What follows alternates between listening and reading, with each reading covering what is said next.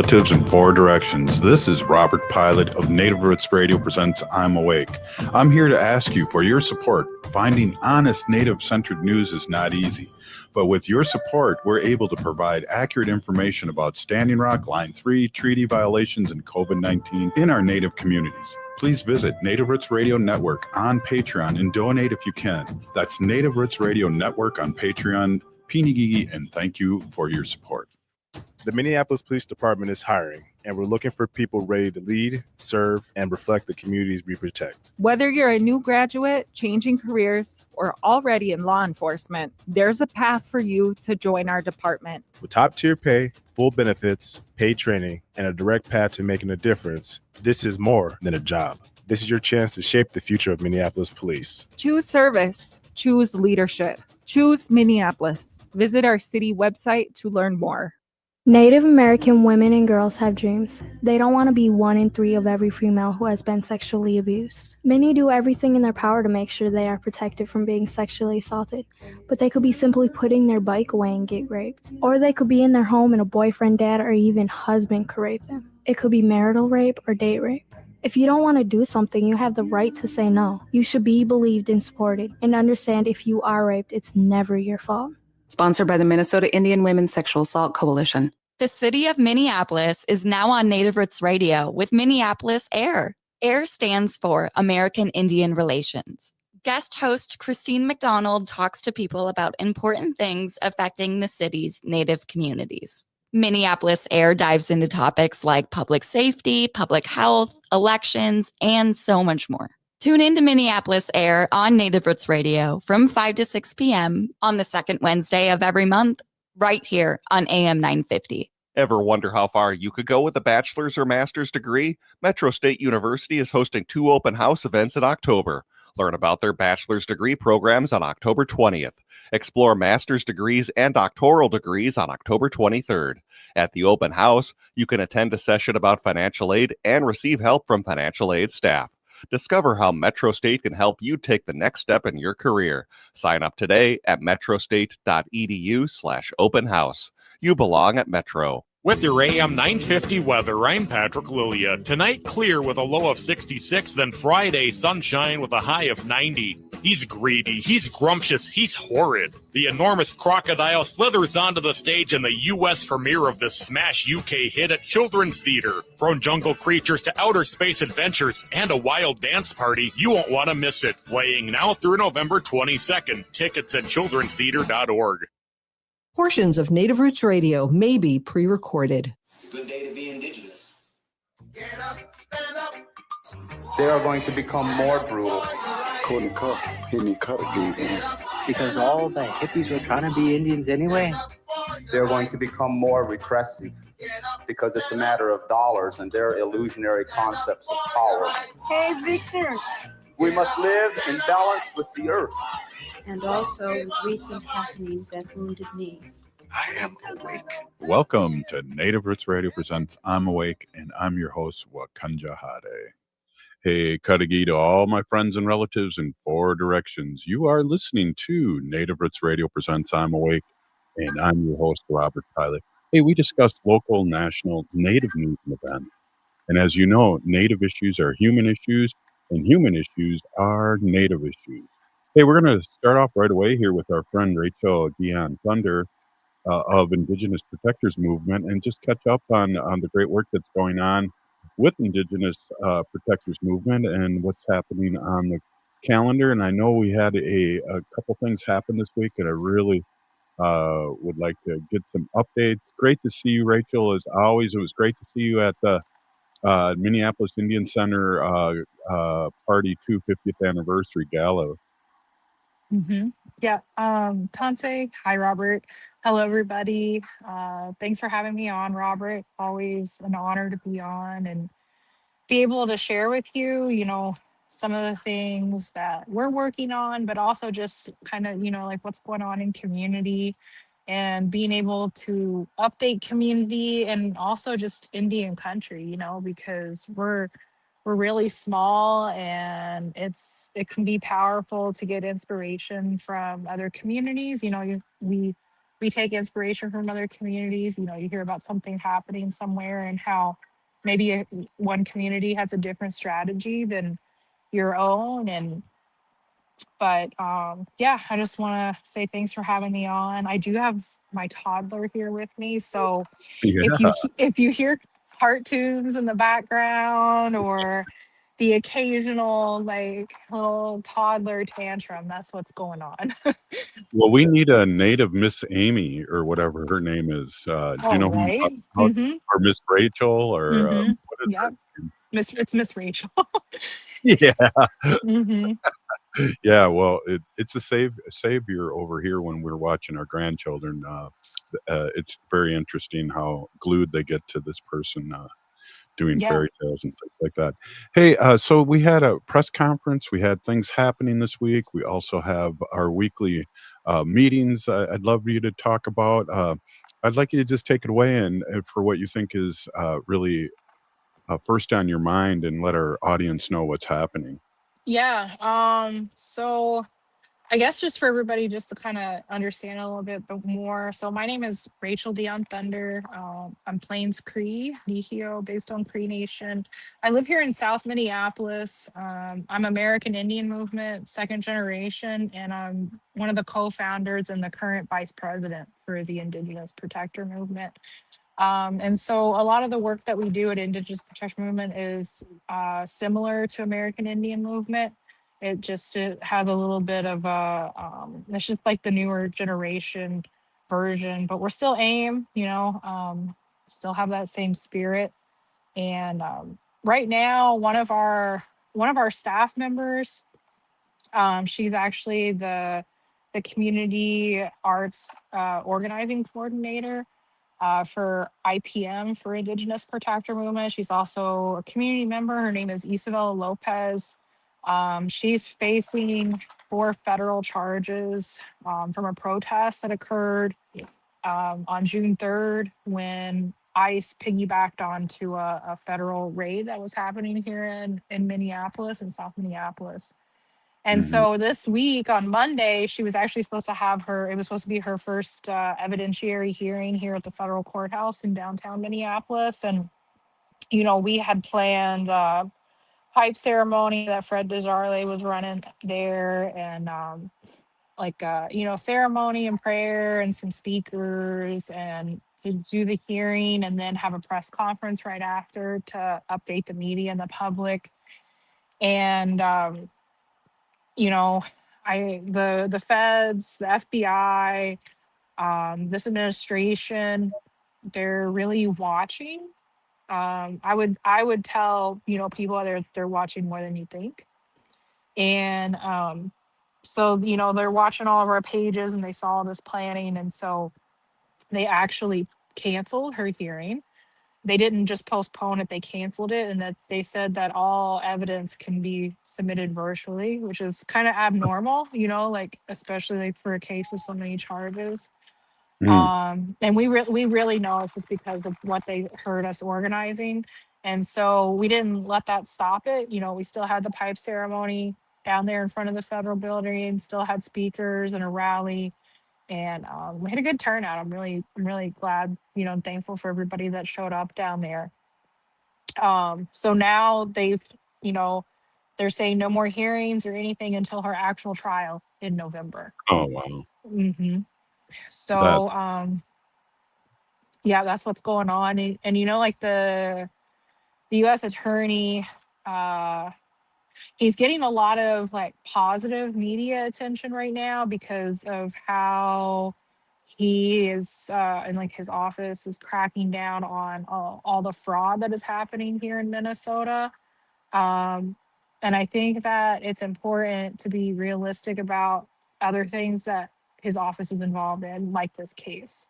So, wow. and it kind of tied into this, because like, and this is why we picked Indigenous in our name. Mhm. The Indigenous Protector Movement is because we didn't want to just be like Indian or Native, because our people are older and geographically wider, than just that limitation. Mhm. We didn't cross these borders. These borders crossed us. They're a new thing. Right. We have been here, and our people have been here in the Americas for thousands and thousands of years. And these borders are new compared to our stories, and that, migration is our right.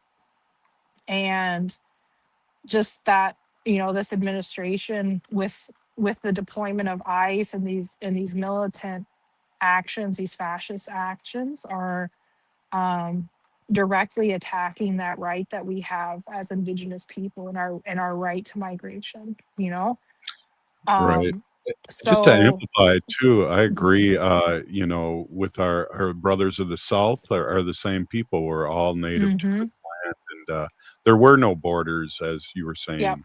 Yep. And and that goes along with what Leonard Peltier has been, sharing, the American Indigenous movement, which is going to be something that he's starting. And I just want to clear it up for everybody that he's not trying to end American Indian movement. If you still want to run under American Indian movement and be that patch, you have every right to do that. Like AIM will always be AIM.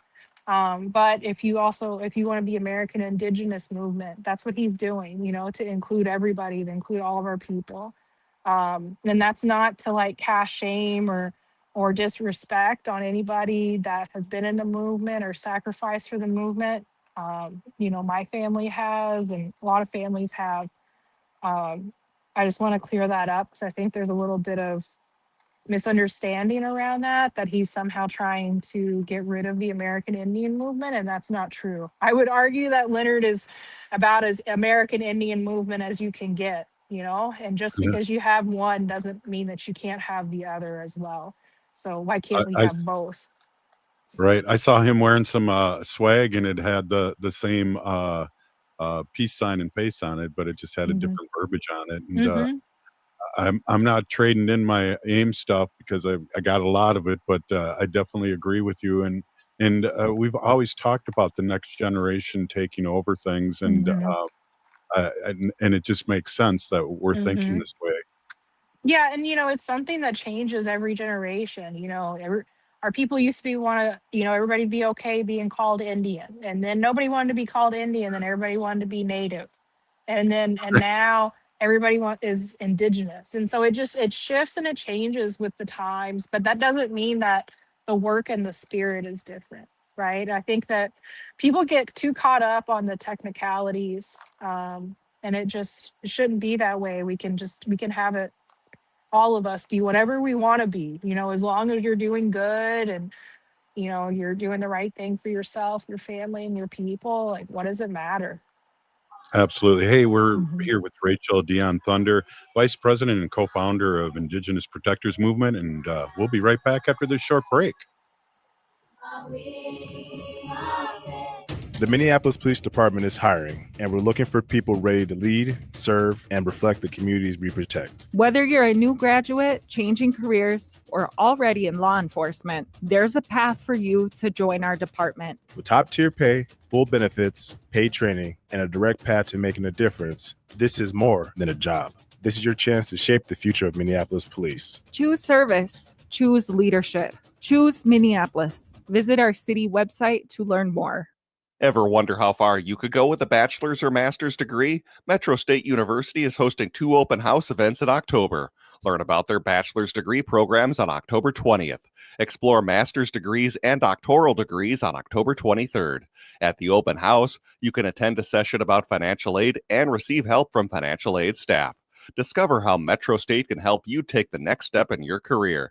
Sign up today at metrostate.edu/open house. You belong at Metro. Hey, Cudahy to all my friends and relatives in 4 directions. This is Robert Pilot of Native Roots Radio presents I'm Awake. I'm here to ask you for your support. Finding honest Native-centered news is not easy. But with your support, we're able to provide accurate information about Standing Rock, Line 3, treaty violations, and COVID-19 in our Native communities. Please visit Native Roots Radio Network on Patreon and donate if you can. That's Native Roots Radio Network on Patreon, Pinigigi, and thank you for your support. Four Sisters Farmers Market is more than a place to shop for delicious organic food. It's a celebration of Indigenous culture, food sovereignty, and community. Now in its 11th season, the market offers healthy, affordable, culturally appropriate local foods every Thursday from 11 to 3. Located on the American Indian Cultural Corridor off Franklin Avenue, Four Sisters Farmers Market is a project of NAGD. Every Thursday now through October, discover more about Four Sisters Farmers Market by visiting nagd.org. I'm Lieutenant Governor Peggy Flanagan, and I want to be your next United States Senator, and you are listening to Native Roots Radio. Welcome back to Native Roots Radio Presents I'm Awake, and this is Robert Pilot. Hey, welcome back, everybody. We are here with our friend Rachel Dionne-Thunder, Vice President and co-founder of Indigenous Protectors Movement, and I really appreciate you bringing up that fact. I think about our people, and I mean, just in the continent of the U.S., there's 500 recognized tribes, and we all speak different languages. We all have similar things, but we all are one also. Yeah, no, you're exactly right. And so, like, as our organization, that message is exactly our focus for Indigenous Peoples Day this year.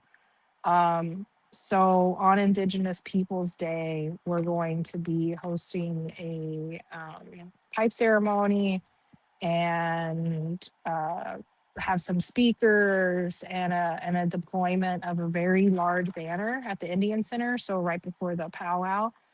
So we invite everybody to come to that at 1. And so actually this coming Monday on the 6th, all day at the Indian Center from 10 a.m. to 5 p.m. You can come stop by and come to the art studio upstairs and be a part of working on that banner. It's going to be a 60-foot by 15-foot banner that says the eagle and the condor fly together, and it's going to have an eagle and a condor, and we're going to unwrap that on Indigenous Peoples Day right there on Franklin Avenue, and do that together as a community. And so we invite everybody to come out and be a part of that, and to show that solidarity with our Indigenous relatives that are really being targeted right now by this administration. Absolutely. Rachel, do you mind giving just a quick synopsis of the eagle and the condor, the story behind it? Right. Yeah, I don't know all the details of the story, but really the main story is that that when the people of the North with the eagle, what the eagle represents, and when the people of the South that represent the condor, when they come together, when they unite, that that will heal the earth and it will heal the people. And I feel like we're getting closer and closer to that time and to that moment, you know?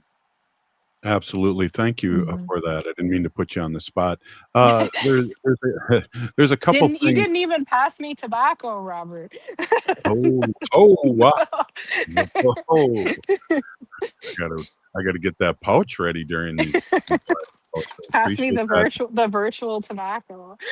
Yeah, good one.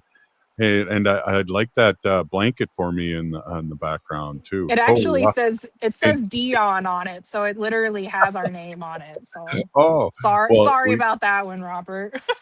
So people that don't know, when natives like something on somebody, you're supposed to give it to them. But my comeback always is, well, this was a gift. I can't give it to you. I actually that was a gift. I gave it to my husband, Vinny, for his birthday.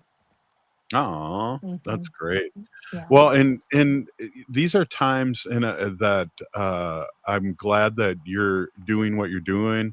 Your husband's doing what you're doing. They're doing. Indigenous Protectors doing what they're doing. I really feel like we're not backing down. And part of the interesting thing is there's a government shutdown going on right now. Part of me's going, that's cool. Like, I'm kind of okay with that right now. Like, we can all take a breath. Just take a breath. Yeah. And yeah. What are they doing for us other than some bad things over the years? So I was like, oh, that's cool. It's tough. And it doesn't, I don't know. I think that really, I think the real difference that happens, like the real difference that you can make is the work that you do in the community that you live in. The Right. real work happens from that person to person relationship building, community building, the community healing, healing in your family, changing, shifting from multi-generational trauma to multi-generational healing and being that generation that shifts it in a different direction for Right. all of our generations to come. And it doesn't matter like what policies are passed or what policing agency is patrolling around. When things happen in community, like it's community that takes care of it, and that I can speak for that here. Yeah.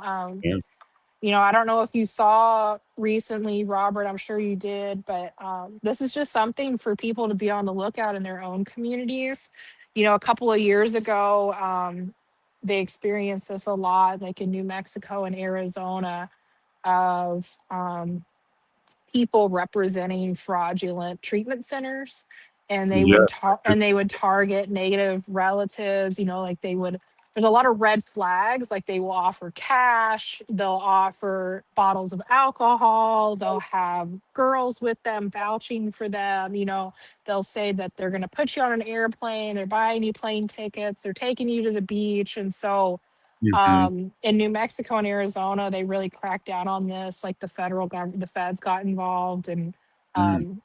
cracked down hard. And they ended up doing policy change there at the states to get rid of some of those loopholes that these people were exploiting.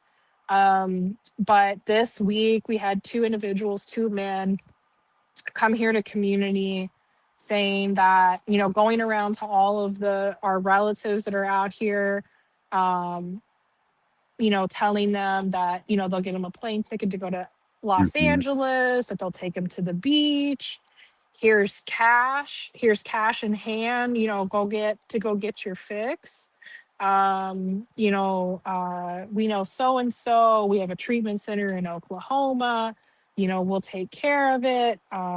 Closing out their insurance claims in one day. And so like all of these like very suspicious activities. And so I'm so glad you're communities, bringing this up, yeah. Rachel. Thank you. So yeah, communities need to be on high alert, not even specifically for these individuals. Even if these two guys don't come back, there will be others that come because they're now looking for new communities to exploit.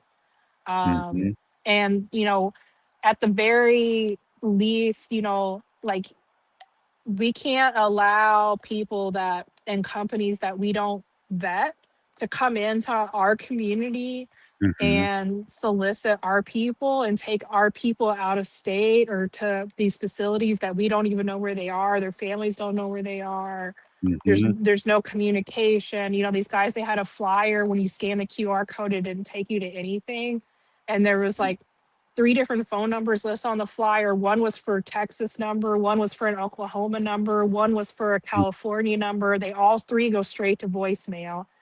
And so just all of these red flags, like, things that our families, our communities need to be aware of, but we need to like, you know, educate our most vulnerable, are those that are in active addiction, that, to not fall for these schemes because at the very least, they're being exploited. And then there's also the issue of fraud, of being involved in Mhm. a fraud. Because what ends up happening is these fake treatment centers or like minimal treatment centers don't do what they say they're going to do, and they just repeatedly bill insurance over and over. And so that's where the fraudulent scam comes in.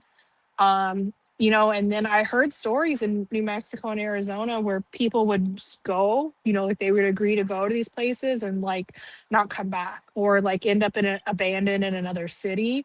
And so it makes it really hard to check on our relatives or even know if they're safe, or if this is Mhm. even like part of a trafficking scheme. So this is just Right. something we really need to be on the lookout for here. I heard there was something similar, some guys in Bemidji trying to do the same thing, some in Panema trying to do the same thing. So it's definitely happening here in Minnesota, or it's trying to happen.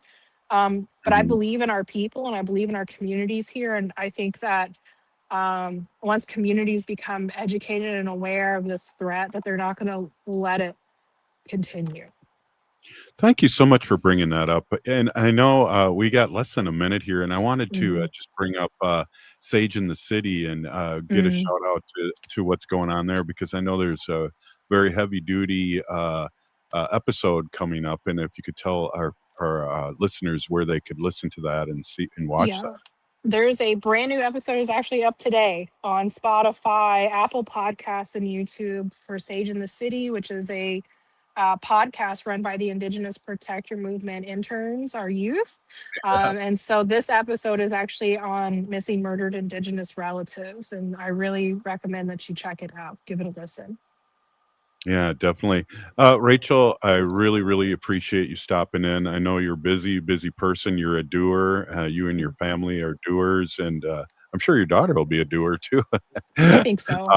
Yeah, right on. She's, and again, it was great seeing you at the 50th anniversary of the Minneapolis Indian Center Gala, and your family looking good. And it's always good to celebrate, not just fight all the time, right, Robert? I was just going to say that. Thank you. I was just going to say that, and to do that and to celebrate for sure. Thank you so much, and we'll see you again very soon. I really, really appreciate you. Up next, Wendy and I talking with our sacred animals. Thanks again. Thanks, Robert. Thanks, everybody. Yep. All right. Hey, we'll be right back. Native Roots Radio. All My Relations Arts presents Matrilineal Memory by hobby artist Michaela Schaefer. This powerful exhibition blends painting, poetry, and installations, inviting reflections on memory, culture, and healing. Join us for the opening reception Thursday, October 16th, 6 to 8 p.m. at All My Relations Arts on Franklin Avenue in Minneapolis. Matrilineal Memory runs October 16th through December 13th. Experience the unveiling of an exhibition that speaks to the heart. Learn more at allmyrelationsarts.org. The city of Minneapolis is now on Native Roots Radio with Minneapolis AIR. AIR stands for American Indian Relations. Guest host Christine McDonald talks to people about important things affecting the city's Native communities. Minneapolis AIR dives into topics like public safety, public health, elections, and so much more. Tune in to Minneapolis AIR on Native Roots Radio from 5 to 6 p.m. on the second Wednesday of every month, right here on AM 950. Ever wonder how far you could go with a bachelor's or master's degree? Metro State University is hosting 2 open house events in October. Learn about their bachelor's degree programs on October 20th. Explore master's degrees and doctoral degrees on October 23rd. At the open house, you can attend a session about financial aid and receive help from financial aid staff. Discover how Metro State can help you take the next step in your career. Sign up today at metrostate.edu/open house. You belong at Metro.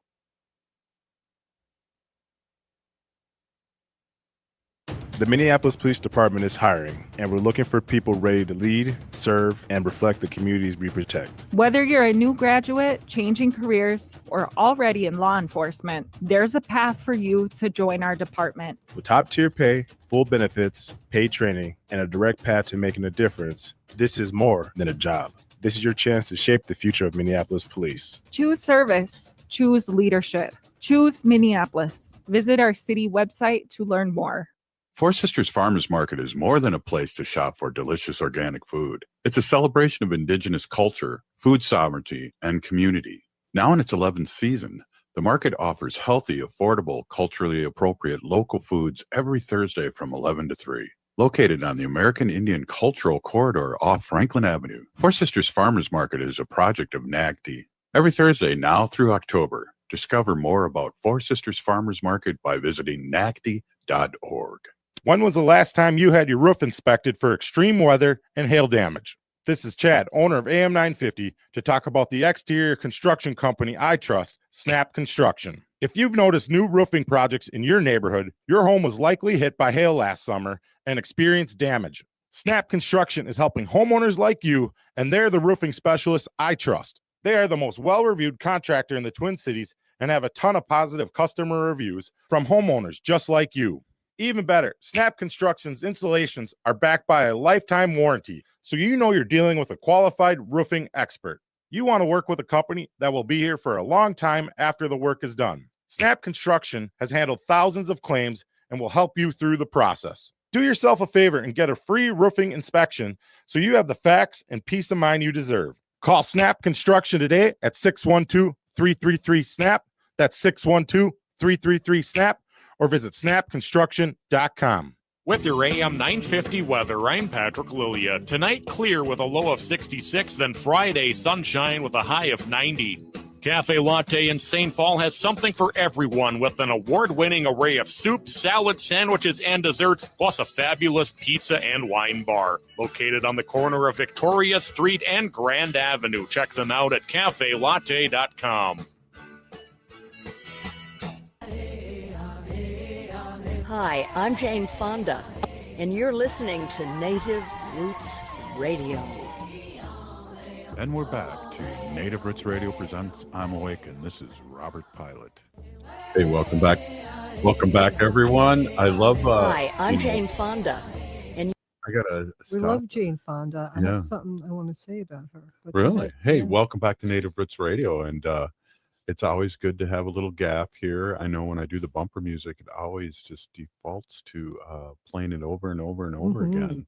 So It's good music. it is, and got to hear Jane's voice again, Mhm. which I got to meet and had asked her to do that and do a cool bumper, and it's always kind of fun to hear. It is. Today on Facebook. So she's beautiful. First of all, she's wearing this She's like unbelievable. 82 now, She's or 87. What? So here's her quote. Here's her quote. Yeah, she has this beautiful shiny dress on and she just looks fabulous. I'm 87 years old. I've seen war, repression, protest, and backlash. I've been celebrated and I've been branded an enemy of the state. But I can tell you this is the most frightening moment of my life. Jane Fonda relaunches the Committee for the First Amendment and Free Speech Initiative. Yeah. Initiative. Yeah. Initiative. Geez, I can't even read. I've rubbed I off. have the wheels on the bus go round and round stuck in my Wait a head minute, because we had our grandchildren here all afternoon. So, yeah, the wheels on the bus are in my head. So sorry about that. Your brain is mush. Well, and speaking of mush, it's always very fun to take our dog. We do the show from New York a lot, and we live in New York. And Wanda travels with us. Yeah, she does. She's a frequent flyer. So she's really cute. We have a little soft carrier that we put her on. She's a little dog, a little Shih Tzu, not even 10 pounds. No. And I take it out as soon as she sees it. She gets excited. Her tail starts wagging, and I put it down on the floor and open it the top of it, and she jumps right in and she sits there like, okay, let's go. Well, what's taking so long? There's Come been on. some disturbing things when you tell that story now that you had ChatGTP turn her into a human being. God, oh my gosh. Yeah. And same hairdo. So I asked, out of just curiosity, I sent a picture to ChatGTP, which is AI, artificial intelligence. And I said, can you make a picture of my dog as a whimsical fairy person and also a real person? And oh my gosh. So the fairy whimsical person is just unbelievable. It's like probably like a 3-foot person with Wanda's hair and little wings on her back, and she's like standing on a chair, and she's really cute. But the person is kind of creepy, really. It's like an old, sad looking woman. Like, I mean, I was like, geez, can't you just give her a little smile? Well, I should reintroduce you too. This is Wendy with our sacred animal portion, and Wendy's been an animal advocate for many years, and she's also co-founder of Native Roots Radio. So it's always great to have you on and talk about our sacred animals, which a lot of people just love when you talk about Wanda. I know, I do. I love Which to is talk about crazy. Wanda, but I'm not talking about Wanda this segment, right? No, I'm going to wait you can till do whatever. You're going to do whatever you Okay. want. Yeah, we love Wanda. For those who do not know, Wanda was recently diagnosed with a collapsing trachea, which apparently is very common in little small breed dogs. So causes her to cough a lot. So she's on a couple of medications. So she's on an arthritis medication. She's on 2 medications to help her with inflammation and coughing. And just kind of keep her calm so she's not coughing a lot. But she's doing really well. She's doing great, and the doctor says she's doing fantastic. And she's on a really low dose of all the medications, so that's also a really good sign, knowing that these low doses are doing the trick. Yeah. I mean, if it ever gets to the point where she's on the highest doses all day long, then we need to, we'll reevaluate. But she's doing really good. Other than having a couple coughing fits a day, which can, it's distressful because it's our person dog, it's our family member, but she's doing great other than the few 20, 30-second bouts she has a day. Sure. Usually in the morning, and then sometimes during the night too, she'll wake up and start coughing. But yeah, she's doing great. She's a happy little dog. We go for like at least 2 walks a day. She's slowed down a lot. On her paper, it says she's 15 years, 4 months old. But they have her put her birthday May. So she's May. But we're not really sure. She's a rescue. So they kind of make up a birth date. But we were told, Robert, when we adopted her, that she was 8. And we've had her over 8 years now. Well, so that would we make were her told 16. too that she wouldn't bark at me forever, and she has been. So, but she still walks like a puppy. Like when we go for our walks, everyone's amazed when they hear how old she is. Yeah, and a lot of people who see her, think that she's a puppy. But there's a funny story. When I was in Long Beach walking her, there was a nice little couple, an older husband and wife, and they were just trying to make conversation with me and ask me, oh, what a cute dog, she's so cute, and what kind of dog is she, and oh, how old is she, and just really friendly and very nice. And then the woman looks at me and she goes, "You two look alike." And I was like, what? And it was so funny because Wanda is a black dog, and she kind of has gray hair on her head, and she has a bright pink harness. And it's like a thick harness that we have around her back. And I had black shorts on and a bright pink shirt. So the same color pink as her harness. And I have gray hair. So well, they I do was say, like, oh my God. we start looking like our dogs. I do look like one. My mom, Mary Pilot, looked like Cookie. They both had the same hairdo. Well, Cookie was let me just say, Cookie was a poodle. So, and then Mary, your Had a mom, fro. God rest in peace, would get her little perms.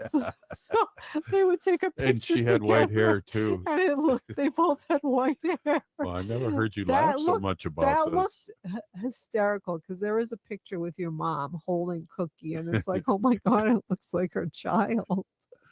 And she birthed a poodle. A poodle named with Cookie. White hair.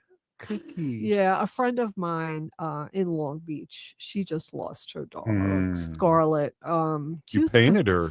I'm gonna paint her. She sent me a picture. But yeah, poor poodle. Scarlet. Yeah, these dogs, they're like the death of us, really. Going in, we know that they're gonna go before us, and we know that. We know it's gonna be like the worst heartbreak that we're going to have to bear. We know it going in, but we do it, we do it over and over again. And I just feel like the love that I feel and the happiness that I have. I mean, I laugh every day. Yeah. Wanda, I laugh every day. These are times we need to laugh every day. Yeah. And she's just like, I just love her so much. So I just feel like that way outweighs the heartache that we're gonna have, because I know it's coming. I know, and you can never prepare for it, even though like she's getting old, she's got some health issues, she's not walking as far as she used to, she's not staying up, and she's sleeping a little bit more than she used to. So she used to walk on 2 legs like a human too for a long I time know, until would she stand hurt her up. leg. She would stand up on her hind legs. Yeah, she did that she did that for a Maybe long we got a time. couple minutes. Maybe talk a little bit about her. I think we haven't in a long time, but she's pretty much fully recovered from her quad tendon. Yeah, she tore a quad tendon. Was it No, a that quad was tendon? me. It was an ACL. That was me. She tore her ACL in her little ankle, her Little rear knee. left. Oh, it was her knee, right? Yeah, I can't remember, but anyway, that was do you me even too. remember how she did it? I do. Okay, tell me because I can't remember. You were out of town. Oh, I was out of town. That's why I don't remember. Yeah, I and was she out was of just town. when she'd come in or you'd come in after being gone, she used to go crazy. Yeah, she still does kind of. Not as bad as then, Yeah. and she hurt herself. She ran down the stairs or something, didn't Yeah. she? Yeah. So she pulled a tendon in her tore it off. knee, and she couldn't walk. She couldn't walk, and they did X-rays and they saw it, and it was just like, oh my gosh. But she limped around on 3 legs Pretty well, for too, really which for a was long sad. time, and the doctor said it wasn't painful. It could be painful if she really put a lot of pressure on it because she knew that she couldn't walk on it, so she just limped. She just walked around like a tripod dog. You ever see a tripod dog that only has 3 legs? That's what she did. But anyway, Jesus. we brought her in, and we had to give her the surgery because the one thing that Wanda loves to do more than anything in life is to walk. Yeah. So I couldn't deny her that. And surgery was quite expensive.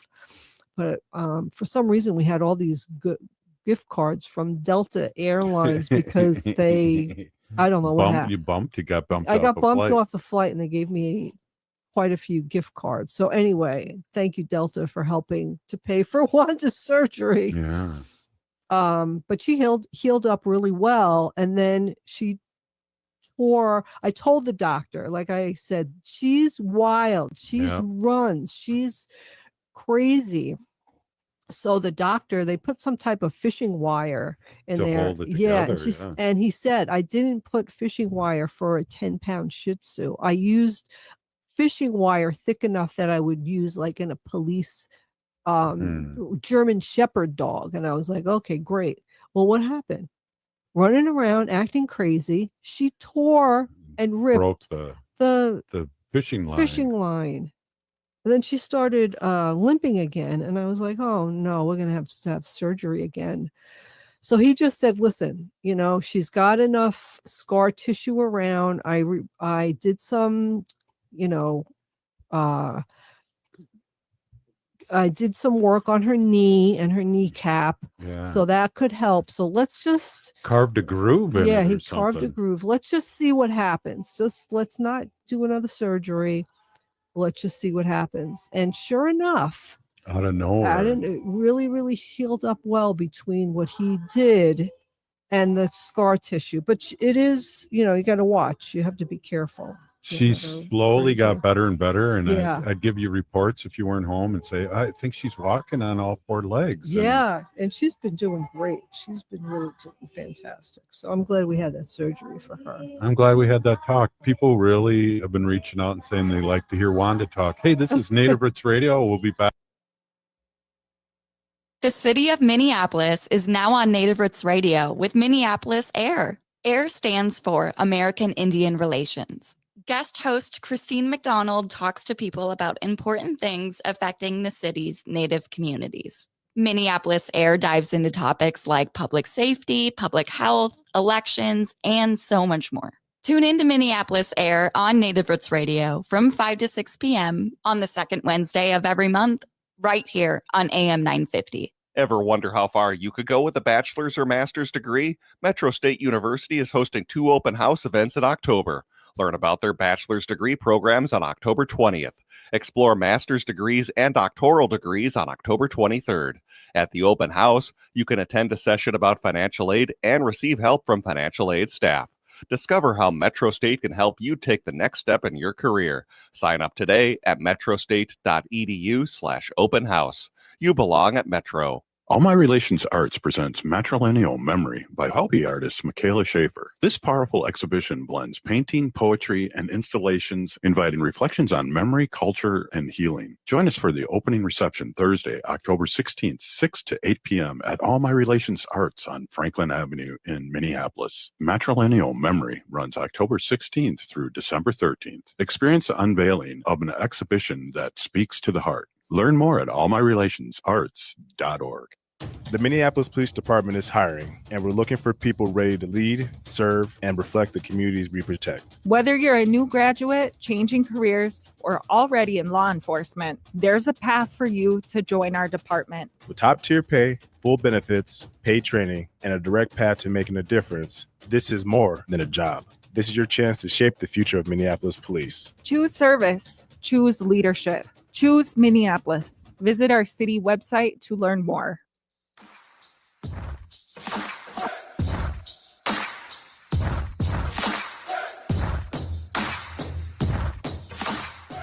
Hi, I'm Tiergan. And I'm Hadley. We're two of the very first listeners, and we're still listening to Native Roots Radio. That always cracks me up. Welcome back. This is Native Roots Radio, and just nothing but good thoughts. Listening to us for 9 years. Yes. Awesome. Like that would be it. 1/5 of my life. I love that. In this portion of the show, we'd like to bring awareness to our Minnesota and Wisconsin wolf populations. Say no to the hunts. No.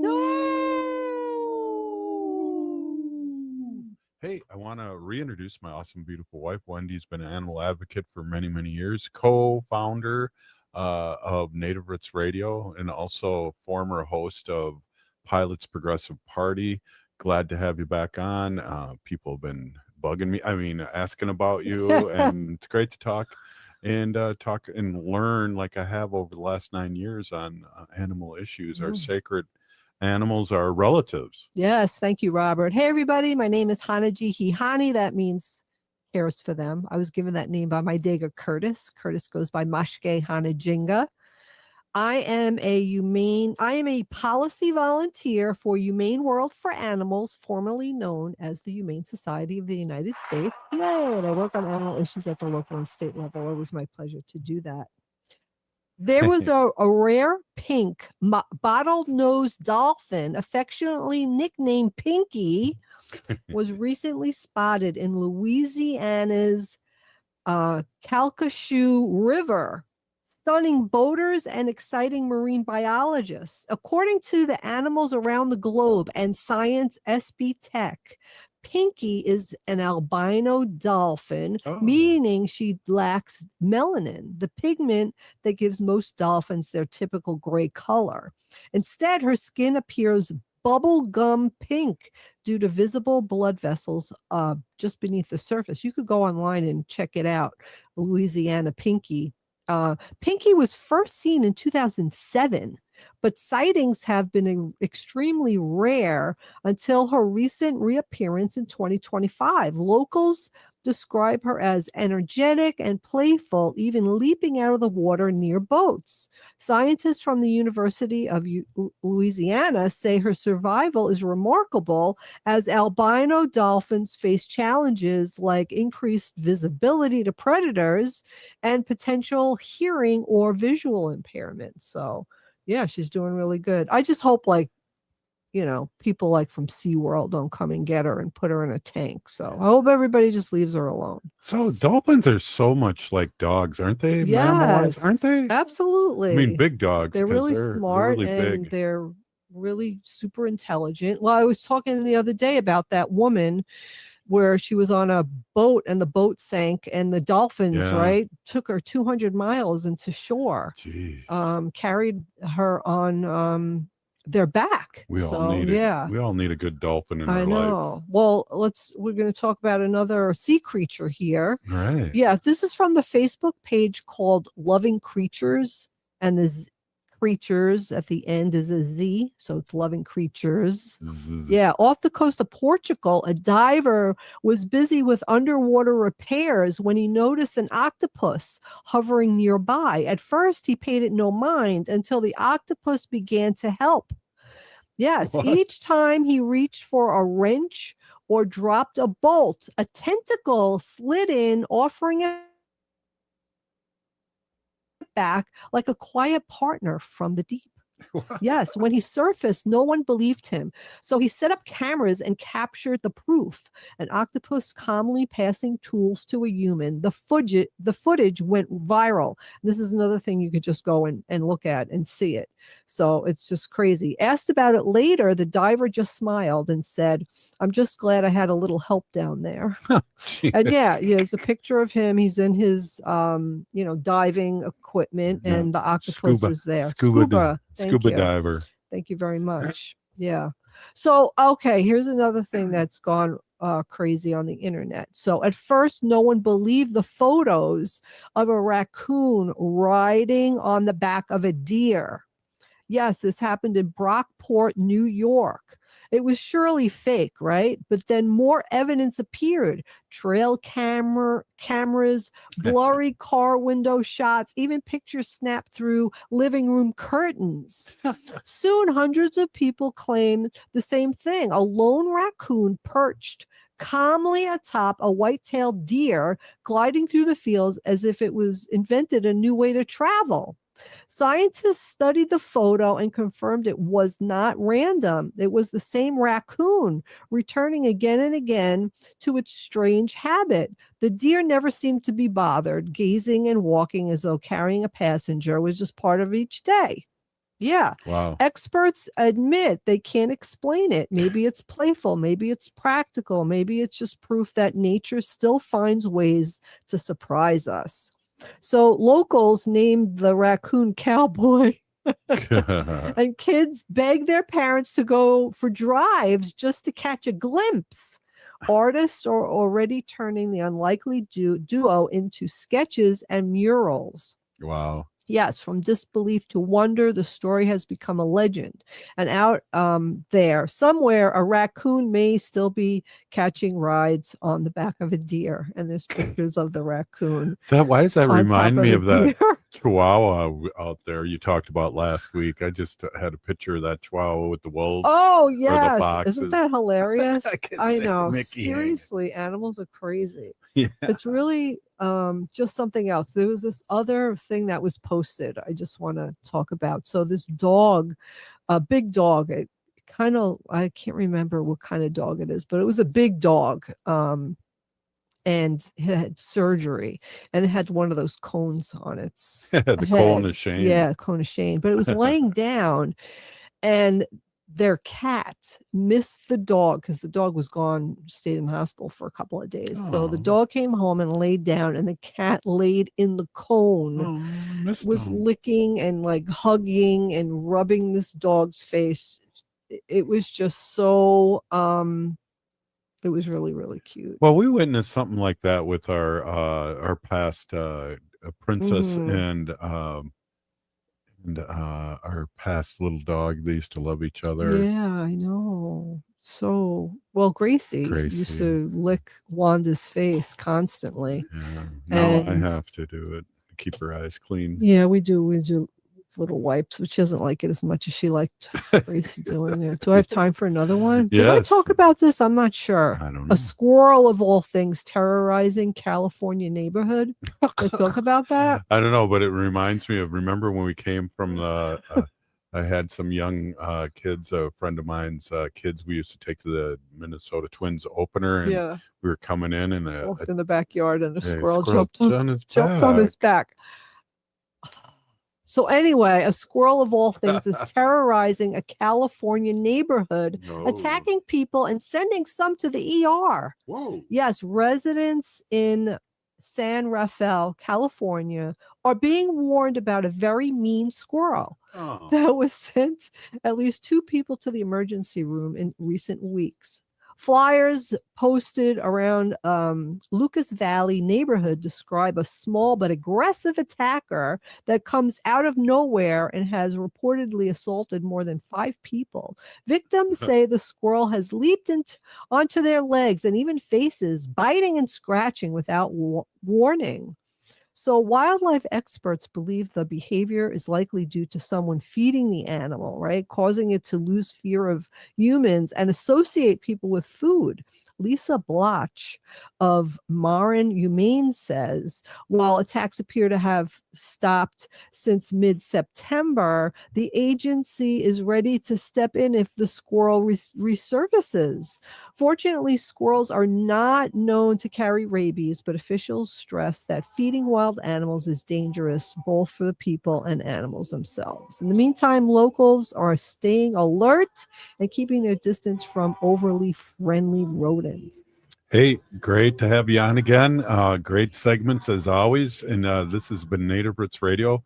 We're still here. We are the 7th generation. Remember, resist, divest, and join a group, run for office, and pet your little pets. They're our family. We'll be back tomorrow.